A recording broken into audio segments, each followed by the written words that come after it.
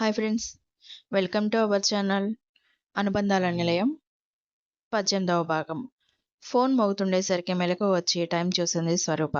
ఎవరబ్బా ఇంత అర్ధరాత్రి పూట అనుకుంటూ ఫోన్ ఎత్తి హలో అన్నది. అటువైపు చెప్పింది విని షాక్ అయ్యి పక్కకి తిరిగి చూసింది.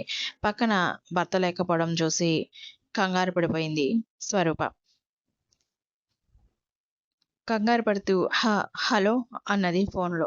అటువైపు వసంతయ్య, ఏమ్మా కూతురు కాని కూతురా, నీ భర్త నీ పక్కన లేడు కదా అంటూ నవ్వాడు.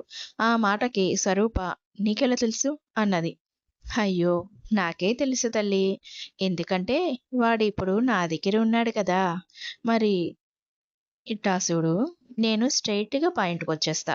ఇప్పుడు నీ భర్తను నేనే చంపేసి, ఆ నేరం నీ మీద నెట్టేసి, నిన్ను జైలుకి పంపించేస్తే నీ అత్తామామల్ని కూడా అంటూ వెకిలిగా నవ్వుతున్నాడు వసంతయ్య. ఇంతలో మనోహర్ వాష్‌రూమ్‌లో నుండి వచ్చి, ఇంత రాత్రి వేళ ఎవరు స్వరూప ఫోను అని అన్నాడు. మనోహర్‌ను చూసిన స్వరూప ఆశ్చర్యపోతుంటే, అటు నుండి వసంతయ్య, ఏంటి కూతురా, నా భర్త ఇక్కడే ఉన్నారు, కానీ వీడేంటి కిడ్నాప్ చేశా అని చెప్తున్నాడు అని ఆలోచిస్తున్నావా? నిజమే, నేను కావాలనే అలా చెప్పాను. ఎందుకంటే నీ మొహంలో భయం చూడాలి అని చూశాను. కానీ ఇది శాంపిల్ మాత్రమే. ఇప్పుడు నేను చెప్పిన అబద్ధం రేపు నిజం అవుతుందేమో, అది గుర్తుపెట్టుకో అంటూ కాల్ కట్ చేశాడు.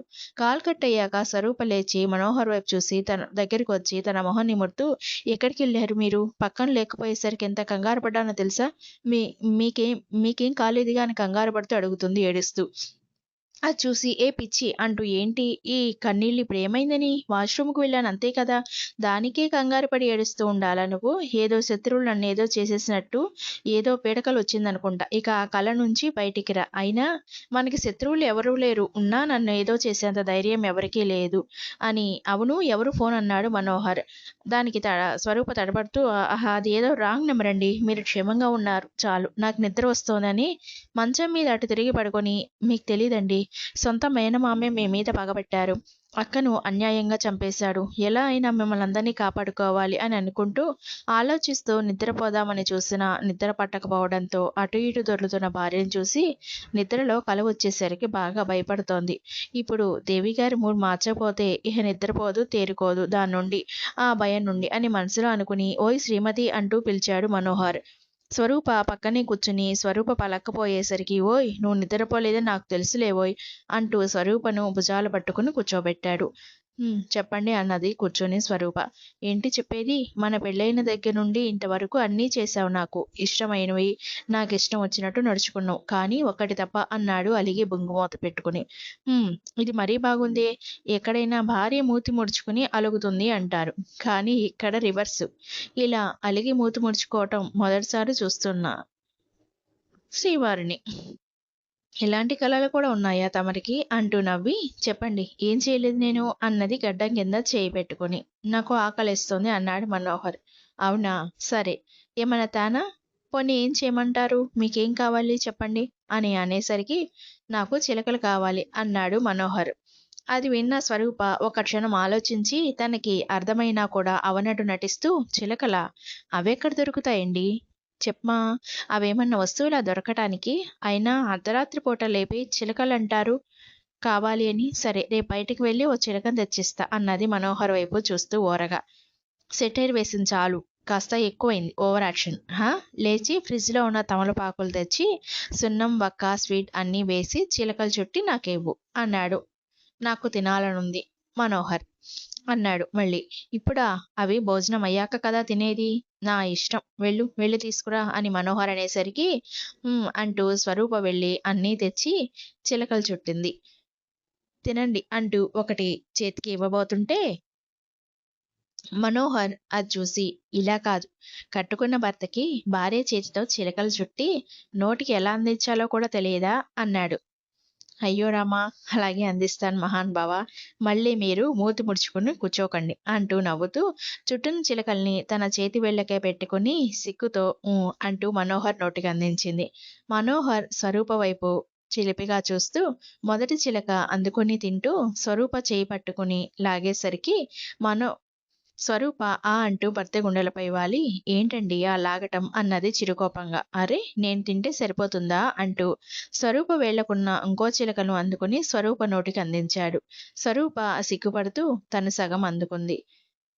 మనోహర చిలకను తింటూ స్వరూప వైపు చూస్తుంటే, మీరు అలా చూడకండి బాబు, నాకు ఏదోలా ఉంది. ఆ చూపులు బాణాలై నాకు ఎక్కడో గుచ్చుకుంటున్నాయి. చాలిక. అయినా ఏంటి అంత రొమాంటిక్‌గా చూస్తున్నారు అన్నది సిగ్గుపడుతూ. హ్మ్. ఏం లేదు. నా చిలక ఈ చిలకలిలా ప్రేమగా నోటికందిస్తూ ఉంటే, నాకు విరహం ఎక్కువయ్యి నిన్ను ఇలా అల్లుకుపోవాలి అని ఉంది అంటూ అమాంతం స్వరూపను తన మీదకి లాక్కున్నాడు మనోహర్. అప్పుడు పొరపాటున స్వరూప చెయ్యి పక్కనే ఉన్న టేబుల్ మీద ఎఫ్ఎం ఆన్ అయ్యి, అందులో నుంచి 'చాలు చాలు' అనే సాంగ్ వస్తోంది. అది విని మనకోసమే అనుకుంటా ఎఫ్ఎం ఆన్ అయింది అన్నాడు మనోహర్ నవ్వుతూ. పిల్లలు అన్నది స్వరూప పక్కనే పడుకున్న పిల్లల వైపు చూపిస్తూ.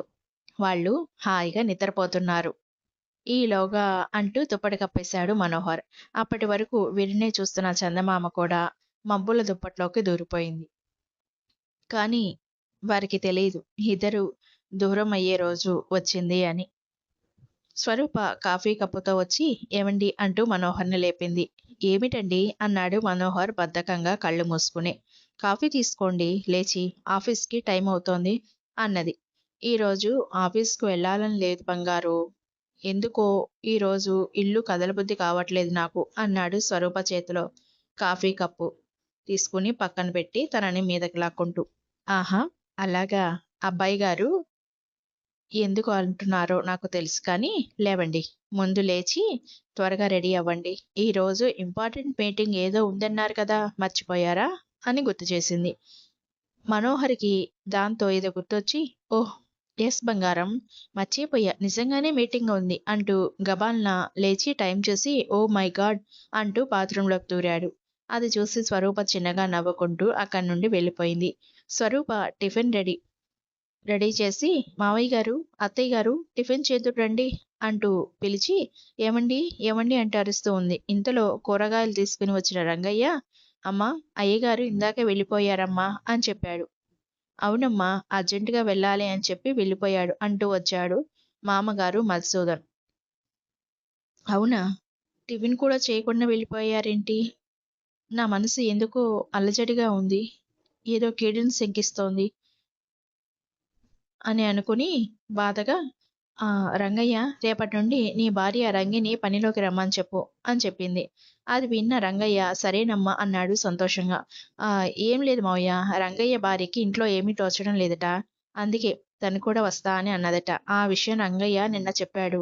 అందుకే నాకు కాస్త సాయంగా ఉంటుంది కదా అని రమ్మని చెప్పాను అన్నది స్వరూప మధుసూదన్ వాళ్ళతో. మంచి పని తల్లి అంటూ అని పిల్లలు ఏం చేస్తున్నారు అన్నది మాలిని. అది పిల్లలు ఏం చేస్తున్నారో అన్నది మీనాక్షి. ఆడుకుంటున్నారత్తయ్య అన్నది స్వరూప టిఫిన్ పెడుతూ. ఇంతలో స్వరూప ఫోన్ మోగడంతో లిఫ్ట్ చేసి హలో అన్నది. వెంటనే ఏడుస్తూ కింద కూర్చుండిపోయిన కోడల్ని చూసి ఆశ్చర్యంగా, అమ్మా స్వరూప, ఏమైంది అని అడిగారు మధుసూదన్ వాళ్ళు దగ్గరికి వచ్చి.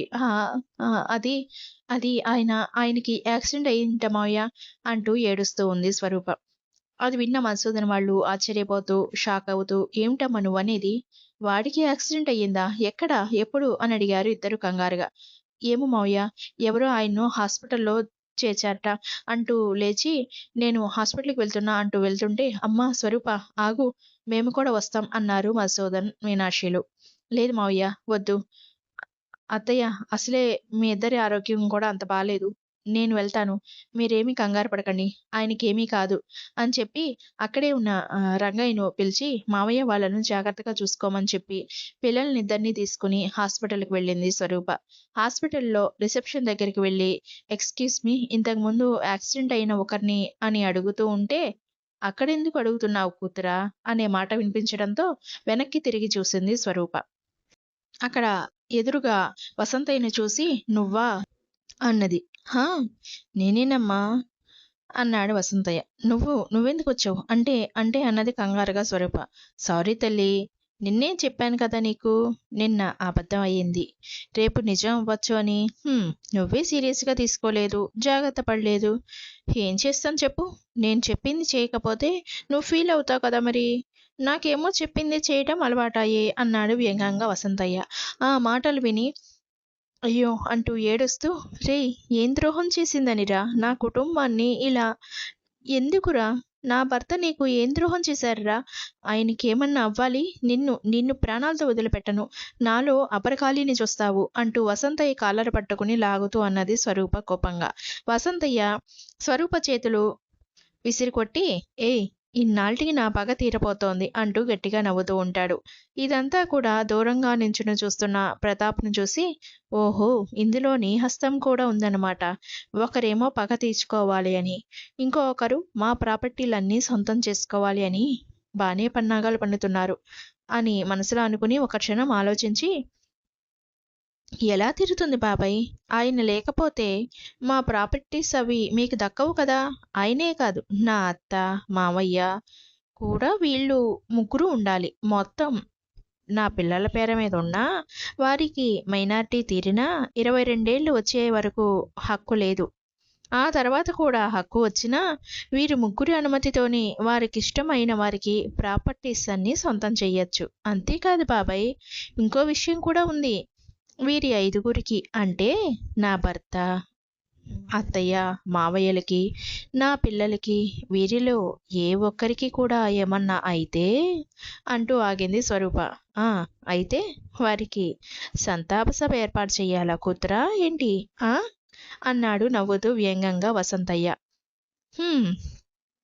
లేదు బాబాయ్. మీరు ఎక్కువగా ఊహించుకుంటున్నారు.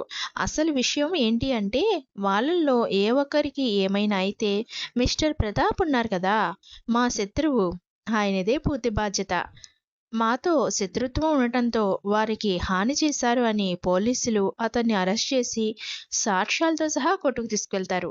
అక్కడ జడ్జి గారేమో అతనికి జీవితాంతం శిక్ష విధించి అతని ఆస్తులన్నీ సీజ్ చేస్తారు. అతని మంచితనం బయటపడేసరికి ఉన్న పేరు ప్రతిష్టలు పోవడమే కాక నలుగురు అబ్బా! నా నోటితో నేనెందుకు చెప్పడం? అది సంగతి. అలా ఏర్పాట్లు చేశాను. ఓహో! మర్చిపోయా బాబాయ్. అందులో నిన్ను కూడా కలిపేశా. ఎందుకంటే మీ ఇద్దరు దోస్తులు కదా! అంటూ నవ్వింది స్వరూప. అంతా విన్న వసంతయ్య ఒక్క క్షణం తడబడి ముందు దీని అడ్డు తొలగించుకోవాలి అని మనసులో అనుకుని పైకి మాత్రం ఆహా! అలాగా మా సంగతి సరే కానీ ముందు నీ సంగతి చూసుకో. నేను ఇవ్వబోయే షాక్‌కి రెడీగా ఉండు అని ప్రతాప్ ఉన్న వైపుగా వెళ్ళాడు వసంతయ్య. నేనేమైనా ఉన్నా లేకపోయినా నా వాళ్ళకి ఏమీ కాకూడదు అని ఈ అడ్డు. ఆ తర్వాత నా బిడ్డలే మీ ఇద్దరి సంగతి తేలుస్తారు అని మనసులో అనుకుని మనోహర్ గురించి బాధపడుతూ ఉంది స్వరూప. Thanks for watching. మన ఈ స్టోరీ గనుక నచ్చితే మన ఛానల్‌ని లైక్ చేసి, షేర్ చేసి, సబ్స్క్రైబ్ చేసుకొని సపోర్ట్ చేయండి ఫ్రెండ్స్.